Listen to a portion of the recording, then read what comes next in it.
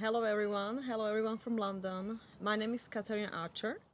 The intention of the conversation with Catherine is to really discover how the leadership of 2020 looks like and inspire you guys to start a conversation about the new leadership style. Catherine, you mentioned that emotional intelligence is one of the crucial competencies of the Leaders 2020. Could you please explain more about emotional intelligence? I think one of the possibly the most essential skill for a leader in 2020 is emotional self-awareness. So I mentioned earlier that I'm really passionate about emotional intelligence, and within the model that I use, there are sort of 5 key areas that leaders need to think about. And the first is what's called the self-perception zone. So it's how do I see myself? And there are 3 elements to how one sees oneself. Firstly, self-regard. So do I like myself? Do I respect myself? Do I understand my strengths and weaknesses? And do I accept those strengths and weaknesses? The second thing is around, it's quite a big word, self-actualization, but it's actually about purpose and the idea that humans like to be challenged, like to be stretched. They want to feel that they are achieving something in life. And so that's that self-actualization piece. And then the third piece is emotional self-awareness. And when you are leading teams, when you are leading people through disruption, when you're leading people through uncertainty,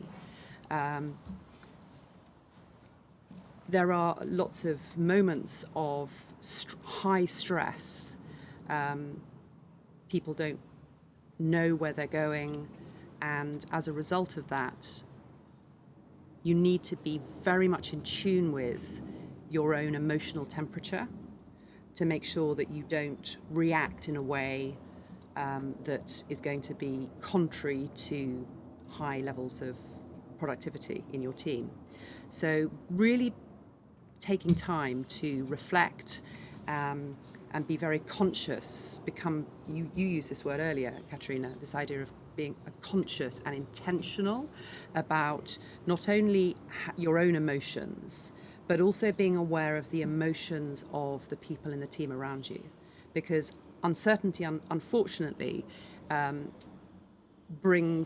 sometimes bring the worst out in people. It can switch on that bit of the brain, it's called the limbic system, but it's the emotional center of the brain, and when it gets switched on, it's a very, very powerful part of the brain, and it can make us act in ways that perhaps we don't necessarily want to act, particularly in a workplace, particularly in a professional working environment. You know, we've all seen it. We've all seen people, and maybe even had situations ourselves where we're under a lot of pressure.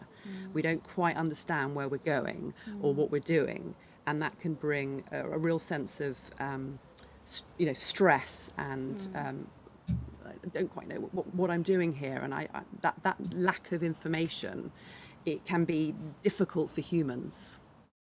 Catherine, thank you so much for your time being here with me in London. And thank you also for everyone who watched us. We would love you to like our video if it was any value to you. And also, we would love you to share it with others to inspire the leaders. Thank you so much again. And we are looking forward to see you in one of our next videos.